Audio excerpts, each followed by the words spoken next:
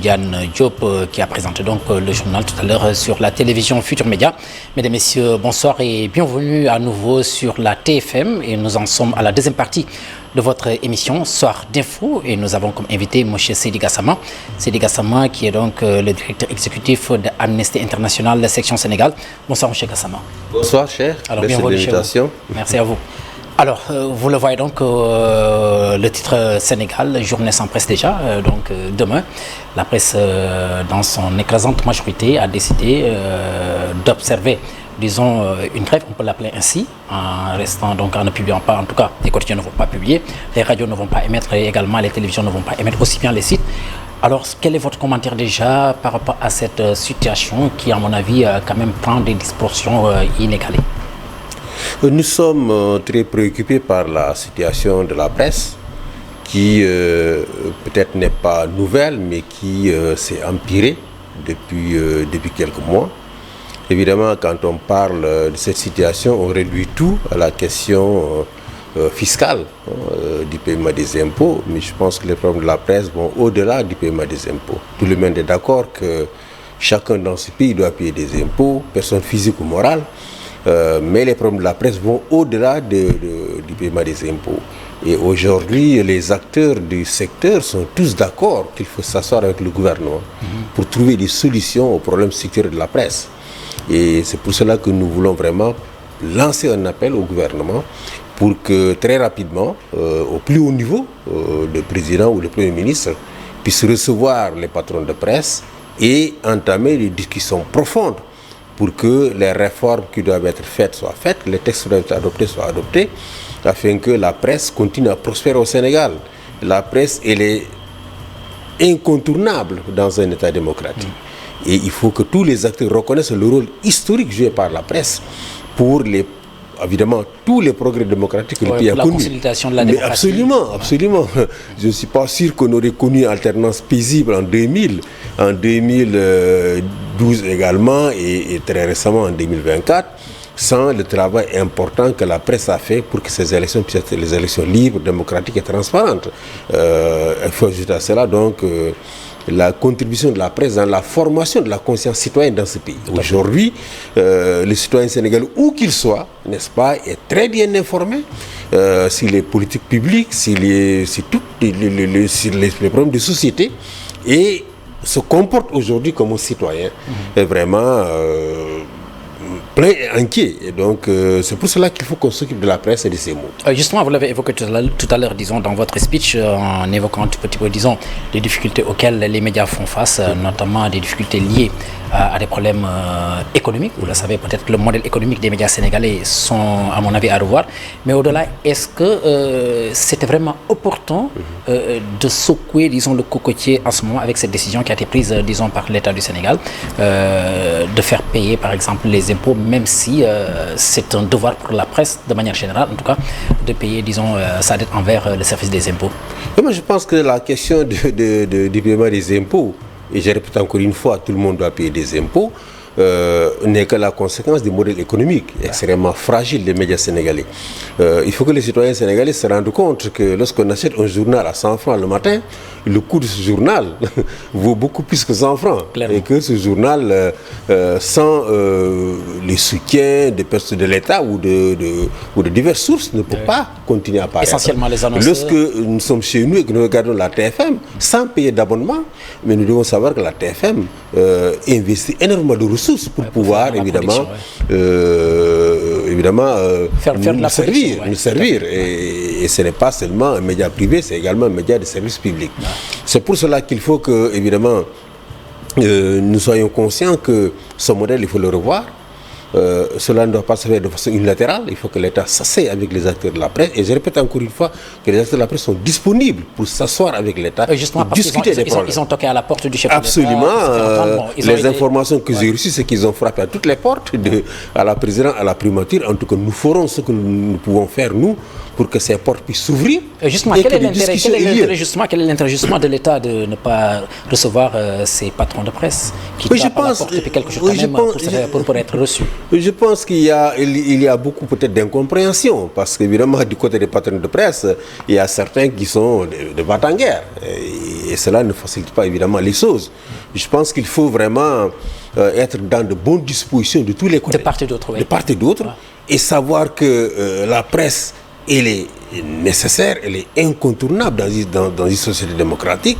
Elle a joué un rôle historique important dans l'évolution démocratique, dans les progrès démocratiques du pays. Et pour cela, nous devons évidemment aider la presse. Et j'insiste encore une fois pour que ce dialogue ait lieu très rapidement. La question de la régulation ou de l'autorégulation, il faut en discuter, n'est-ce pas? La question du modèle économique, il faut en discuter. Aujourd'hui, le marché de la publicité de l'État, comment est-ce qu'il est réparti? Il faut en discuter. L'État, c'est le principal. Les gens en ont parlé. Mais absolument. Avec, disons, une partie, une manche, une partie, disons, de la publicité qui part dans le service public. Honnêtement, des privés, quand même. Les médias du service public reçoivent déjà, les médias du service public reçoivent déjà des subventions de l'État, donc des subventions du peuple sénégalais. Il faudrait que ce marché de la publicité soit donné, évidemment, en grande majorité aux médias privés pour les soutenir, parce qu'ils ne reçoivent pas des financements de l'État. L'aide de la presse, elle est dérisoire, tout le monde sait qu'elle est dérisoire. Elle ne peut même pas faire tourner la TFM pendant le groupe Futur Média pendant un mois. Donc il faut arriver à faire en sorte que le marché de la publicité de l'État revienne pour l'essentiel aux médias du secteur privé. Je pense que cela va contribuer évidemment à faire en sorte que leur situation financière puisse s'améliorer. Mais encore une fois, il faut s'asseoir et discuter de tout ça. Et je réitère le fait que les patrons de presse, en tout cas le président du CNEPS, est disposé à rencontrer les plus hautes autorités du pays pour en discuter. Il faut aller vers les assises de la presse pour vraiment discuter de tous les problèmes de la presse et qu'on puisse avoir dans ce pays des médias qui soient en bonne santé. Mais est-ce que, M. Gassama, est-ce que le moment est vraiment opportun, sachant que... C'était pas le bon moment. C'est pas bon. Le régime que nous avons a été élu pour régler les problèmes des Sénégalais. Et y compris régler les problèmes des médias. Pour régler les problèmes des médias, il ne faut pas tout de suite entrer en guerre avec les médias. Il faut discuter avec les médias, mettre sur la table tout ce qui ne marche pas. Parce que peut-être que les hommes politiques, pendant ces dernières décennies, ont intérêt à ce que les médias soient fragiles financièrement, afin qu'ils puissent les utiliser, puissent les manipuler. Tout cela, ce sont des problèmes qu'il faut régler. Est-ce que cela va aussi dans au lieu d'entrer en guerre qui est arrivé récemment et qui, à mon avis, semble avoir promis en tout cas de faire bouger les choses, mais de là quand même à créer, disons... Ce que j'ai dit, il fallait peut-être dès l'arrivée de ce nouveau régime au pouvoir, inviter les médias à discuter et à faire en sorte que les problèmes structurels puissent être réglés. Parce qu'encore une fois, le fait que des médias puissent dépendre donc d'hommes politiques, etc., ça, ce n'est pas bon. Les médias doivent être au service donc du public et non pas d'intérêt particulier. Il faudra le préciser, sous le régime libéral, sous Abdoulaye Wade, sous Macky Sall, il y a une floraison, disons, de médias, et derrière, on savait que c'était des hommes politiques qui étaient là. Mais absolument. Justement, et cela a quand même dérégulé un tout petit peu. Moi, j'ai vu une déclaration du patron des CNEPS qui dit que les médias qui survivent sont pratiquement, quasiment au service d'intérêts particuliers. C'est inquiétant. Donc, il faut que l'État renforce le modèle, aide les médias à avoir un modèle économique viable, qu'ils puissent évidemment mettre à leur disposition les ressources liées à la publicité et que évidemment ils puissent être fonctionner de façon beaucoup plus saine. Et je pense que cela est important pour la démocratie et pour le pays. Alors, on le sait, l'argent est carrément le nerf de la guerre dans cette opposition entre, disons, médias et le pouvoir public, en l'occurrence l'État du Sénégal.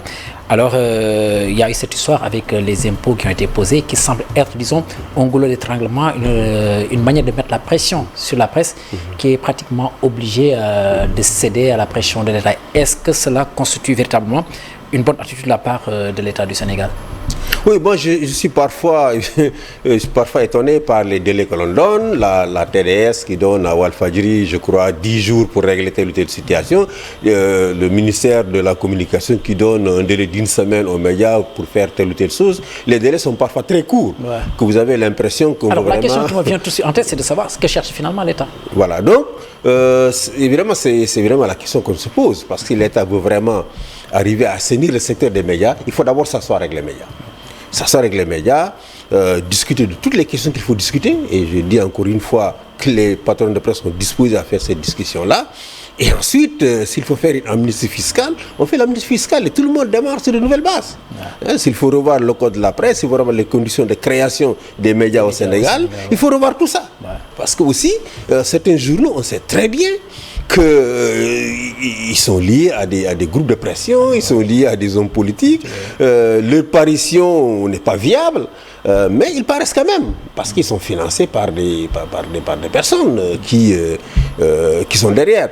Et de tels journaux, lorsqu'ils disparaissent, évidemment, on a l'impression que ce secteur est en difficulté, mais c'est des journaux qui ne sont pas viables, qui ont été créés par des hommes politiques. Juste pour un but précis, voilà. Et puis pour un temps précis également. Voilà, cela dit aussi, il faut aussi accepter un fait. Ouais. Il faut accepter un fait que dans une société démocratique, que des médias puissent avoir des lignes éditoriales favorables à l'opposition ou favorables au pouvoir. C'est-à-dire que dans tous les pays, vous allez en France, vous allez trouver des médias qui ont des lignes éditoriales favorables à tel ou tel courant politique. Aux États-Unis, à l'approche des élections, le New York Times, le Washington Post vont appeler à voter pour tel ou tel candidat. Ouais. Mais cela n'explique pas que lorsque le candidat contre lequel ils ont appelé à voter arrive au pouvoir, qu'il va le faire la guerre. Donc il faut aussi que l'on comprenne que la caste politique, n'est-ce pas, celle qui est au pouvoir aujourd'hui, mais aussi celle qui aspire à arriver au pouvoir demain, que les médias sont libres d'avoir des lignes éditoriales favorables à tel ou tel courant de société, à tel ou tel parti politique, sans que cela ne constitue évidemment un casus belli pour... C'est-à-dire rester sur les principes, quoi. Rester sur les principes, voilà. Du métier. C'est ça, absolument. Du métier. Voilà. Donc je pense qu'on a largement évoqué, disons, cette question liée, disons, à la presse sénégalaise, qui, je le rappelle, a décidé, dans son écrasante majorité en tout cas, d'observer demain donc une journée sans presse, pas d'édition, au niveau des télés, au niveau des radios, mais également pas de parution de quotidien. Les sites également, pour la plupart, ont décidé de ne pas donc diffuser des informations. Alors là, pour juste rester sur cette question aussi, avant peut-être d'embrayer sur autre question au cours de cette émission, est-ce que vous, au niveau d'Amnesty International, vous avez entrepris des démarches pour véritablement recoller un tout petit peu les morceaux entre, disons, les patrons de presse et l'État du Sénégal? Puisque là, vous l'avez dit tout à l'heure, les patrons de presse ont toqué une fois à la porte du chef de l'État, mais jusqu'ici, rien n'a bougé. Et là, vu la pression qu'ils sont en train de vivre au niveau de la fiscalité, ils ont senti la nécessité maintenant d'observer, disons, cette journée sans presse demain. Oui, en tout cas, je profite de votre antenne pour lancer solennellement l'appel au président de la République, au Premier ministre, pour qu'il puisse les recevoir très rapidement. Mais dès demain, en partenariat avec RSF, le bureau de Dakar, avec Article 19 et d'autres organisations, nous allons mener une démarche commune pour qu'évidemment les deux parties puissent entrer en dialogue très rapidement et qu'on puisse dépasser la situation que nous connaissons en ce moment. Et là, il me semble également qu'on n'avait pas le même avis que certains qui, sur les réseaux sociaux, quand même, donnent des positions vraiment tranchées sur cette grève, qui pensent que c'est même inutile ce que la presse est en train de faire, puisqu'au moment où on vous parle, elle est pratiquement inutile dans sa démarche, oui, dans sa manière de faire. Ceux qui sont dans les réseaux... et là, c'est le Sénégalais lambda qui parle en fait. Vous savez, dans les réseaux sociaux, ceux qui sont dans les réseaux sociaux ont l'impression que le Sénégal a commencé en 2000, ou en 2012, ou même en 2024. Et ils oublient que ce pays a quand même, que la démocratie sénégalaise a connu un long parcours qui n'a pas été un fleuve tranquille. Tout à fait. Le combat pour le pluralisme médiatique a été un combat extrêmement difficile. Des personnes ont été mises en prison simplement parce qu'ils ont fait paraître des journaux clandestins, n'est-ce pas? Donc les gens se sont battus, ont été en prison pour qu'on arrive à avoir les premières radios, les premières télévisions privées, les premiers journaux privés. Et je dis encore une fois, il faut qu'ils comprennent que le monde n'a pas commencé en 2000 ou en 2012, le monde a commencé bien avant cette période-là. Et que la participation des médias, n'est-ce pas, aux avancées démocratiques du pays sont indéniables. Et que lorsqu'ils critiquent les médias, il ne faut pas qu'ils perdent de vue le rôle que ces médias ont joué, n'est-ce pas, dans les progrès démocratiques que nous avons. Et je dis rien que pour l'élection de mars 2024, la contribution des médias, n'est-ce pas, à 23h, tous les Sénégalais savaient à peu près qui était le vainqueur. Et c'est grâce aux médias. Et c'est grâce aux médias qui investissent d'énormes ressources pour qu'on puisse avoir ça. Ce ne sont pas les réseaux sociaux qui vont donner des résultats crédibles. On sait très bien que les réseaux sociaux, chacun met ce qu'il veut mettre. Parce que les médias, les journalistes ont accès au bureau de vote. Absolument, absolument. Même d'assister, disons, à la délibération. Mais partout, à Fongolimbi, à Tanaf, partout, on a donné les résultats en temps réel. Dès qu'ils ont été publiés, les médias les ont donnés. Donc inimaginable. Inimaginable, donc.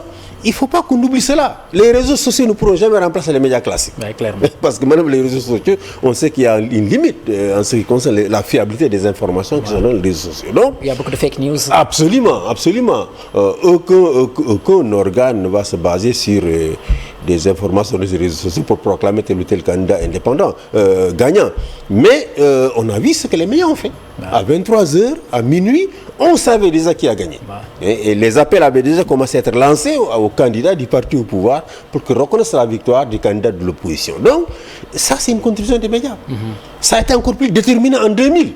Lorsque on n'avait pas encore connu d'alternance. En 2012, c'est la même chose. Donc, il faut reconnaître cela. Ces jeunes qui sont là, les suspects qui reconnaissent cette contribution des médias. Même si, évidemment, il y a eu à dire et à redire ce qui s'est passé entre 2021 et 2024. Il ne faut pas perdre de vue, évidemment, cette contribution des médias aux avancées démocratiques du pays. Alors, jusqu'où cela peut-il mener, disons, la démocratie sénégalaise, cette tension, cette mésentente? Moi, je crois qu'elle va se régler très bientôt. En tout cas, nous-mêmes et toutes les bonnes volontés, nous allons y mettre pour que les partis puissent discuter.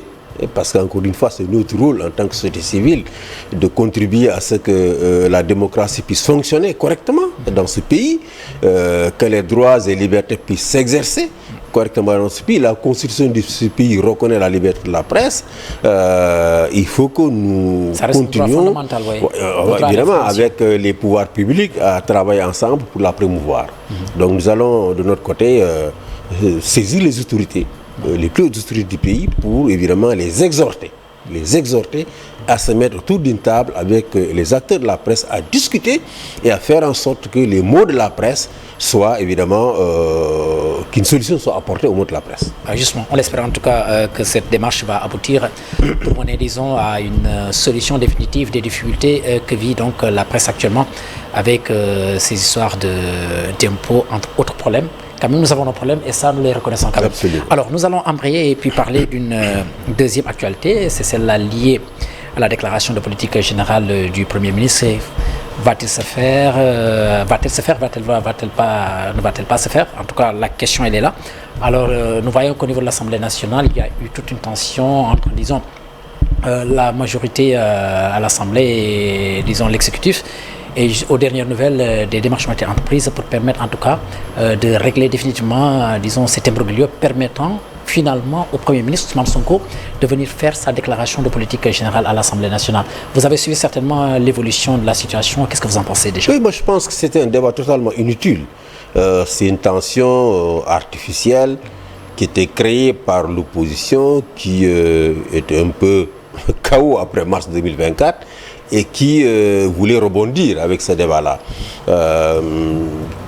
Il n'y avait vraiment pas lieu de débattre ou de créer cette tension artificielle. Il fallait simplement, évidemment, retoucher le réglementaire de l'Assemblée nationale, faire en sorte que les dispositions relatives au Premier ministre soient réintroduites pour que le Premier ministre puisse évidemment faire sa déclaration de politique générale. Ce n'est pas parce qu'Amadou Ba a fait fi de cette situation et allait faire sa déclaration de politique générale que le Premier ministre Sonko va également faire fi et aller faire sa déclaration de politique générale. Je pense que les lois doivent être respectées et doivent être en conformité avec évidemment la réalité institutionnelle du pays. Donc, je trouve que Ousmane Sonko avait parfaitement raison de ne pas aller faire sa déclaration de politique générale dans ces conditions-là.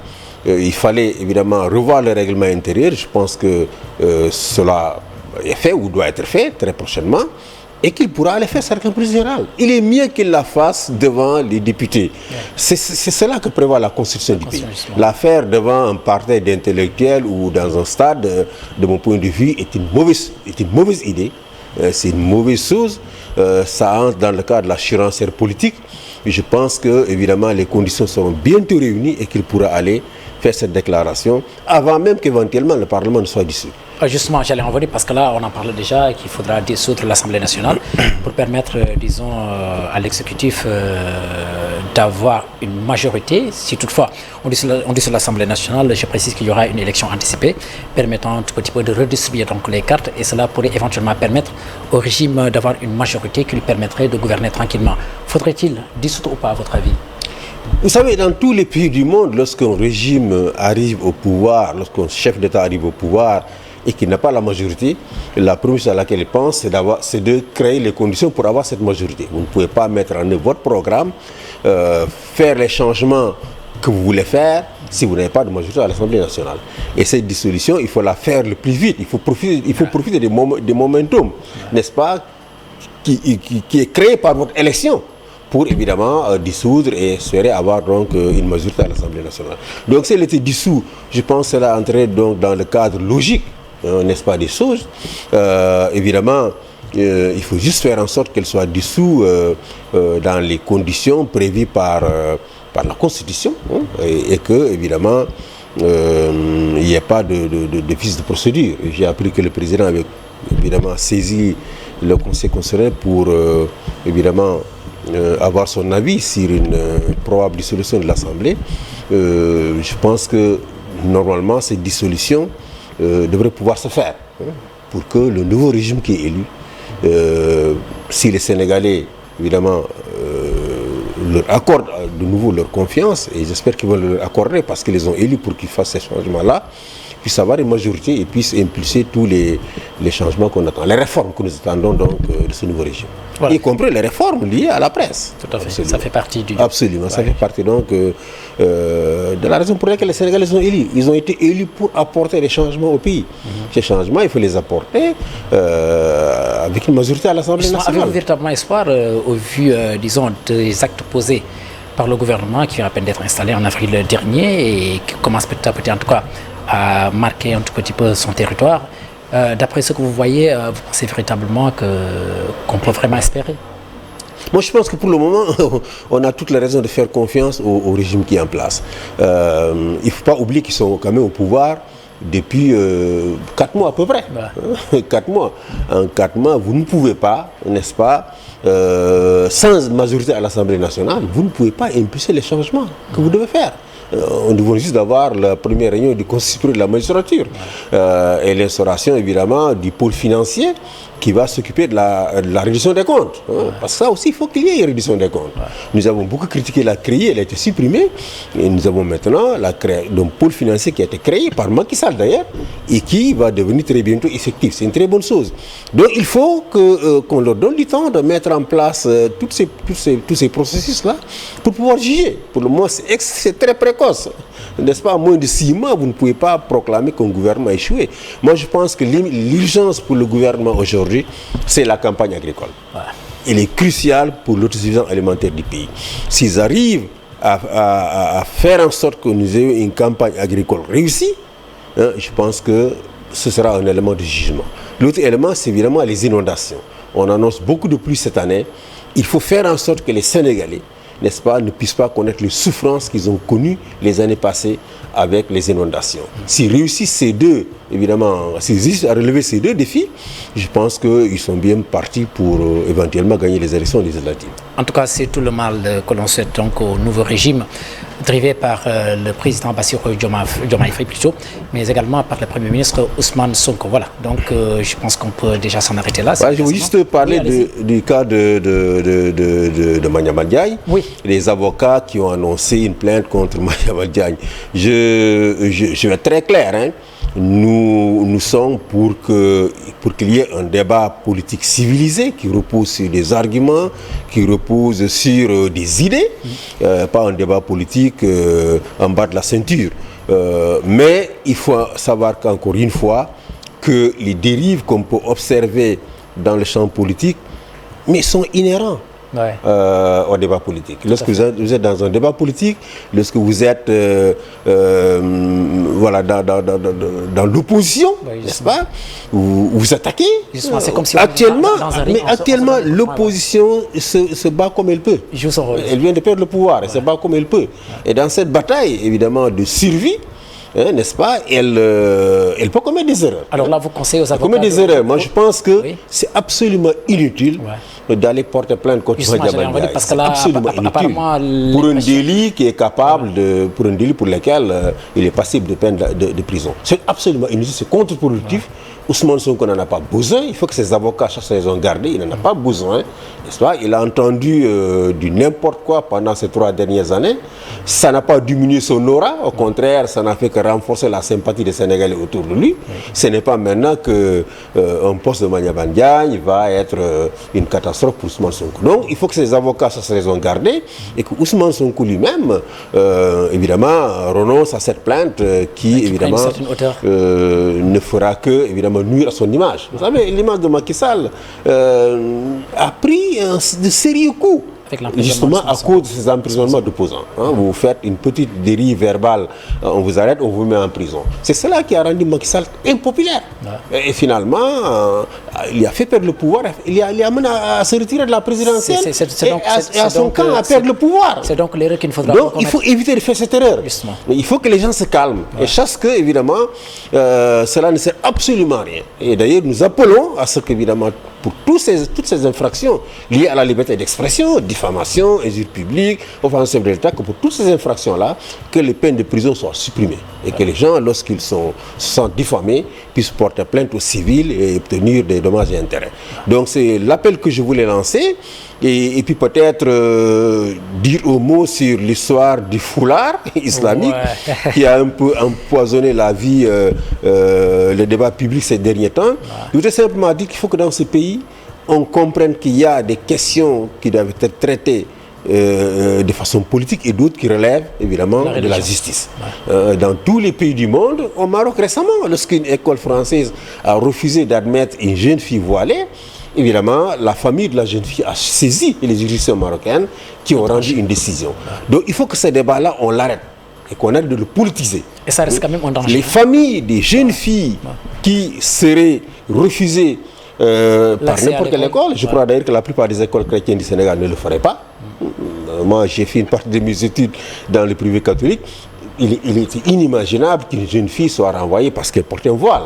Ce sont les écoles françaises qui amènent ce débat dans ce pays et il faut laisser les cours et tribunaux du pays trancher cette question-là. En tout cas, nous, s'il y a une famille qui vient nous voir et nous dit que sa fille a été refusée par une école parce qu'elle porte un voile, nous allons aider cette famille à saisir les juridictions du pays et les amener à rendre des décisions, n'est-ce pas, qui seront évidemment contraignantes. Au Maroc, les écoles françaises ont été condamnées avec des astreintes financières, n'est-ce pas, si évidemment ces enfants n'étaient pas réadmis absolument très rapidement dans les écoles. Donc, ce n'est pas un débat politique, c'est une question de droit, c'est une question de liberté, et ces questions de droit et de liberté se règlent par les juridictions du pays. C'est clair. Pas évidemment dans des débats politiques qui peuvent déraper et créer évidemment des tensions dans la société. Ce qui est déjà le cas. Voilà, donc merci à vous, M. Seydi Gassama.